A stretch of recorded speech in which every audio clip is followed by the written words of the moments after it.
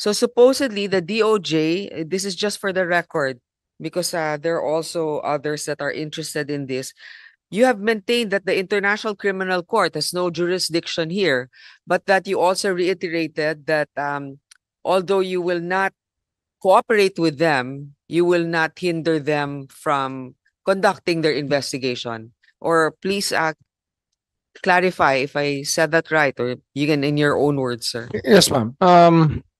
We are no longer members of the ICC, but right now, because of the technology that's available to all of us, it was so easy for them to go on Zoom, to go on a video call with all of these witnesses or probable witnesses who are here in the country, and we cannot stop them from doing that. Freedom of communication, I think, is paramount when it comes to this.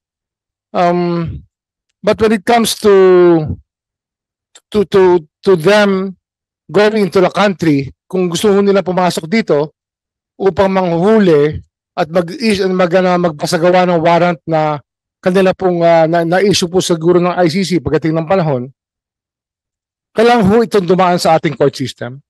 Ito po ay kinakailangan na ng isang action to enforce a warrant, action to enforce a judgment. Kailangan po dumaan yan sa ating court system. Kaya hindi ho namin pakikialaman kasi yan po trabaho na ng Interpol kung talagang gusto nilang habulin yung tao na nasasaktal. Yung sabihin natin, nag-issue po ng warrant of arrest ng ICC, gusto mong enforce ng Interpol dito, pero para ho ito ay matuloy at hindi ho magkaroon ng kasuhan, kinakailangan pumunta muna sila sa korte natin. Yun po ang aming paningin.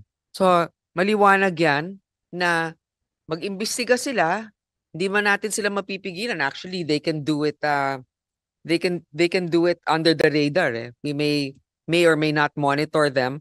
On the other hand, if a warrant is to be served, that they need to go through the proper courts to determine if the warrant is called for or legal, or what's the Well, it really depends on if the Supreme Court thinks that there's some things that the Supreme Court would be looking at.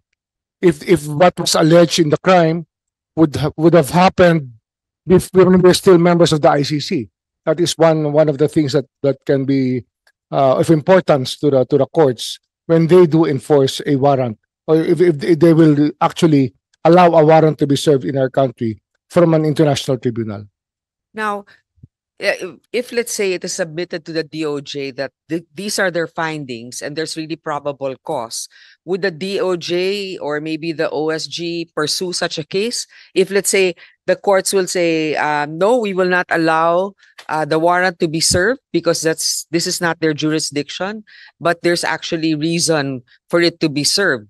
Actually, we were telling the United Nations Human Rights Commission that if they will give us the evidence, we will pursue.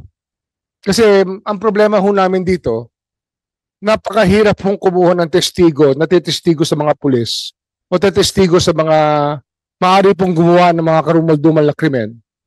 Sapagkat, natatakot po yung tao eh.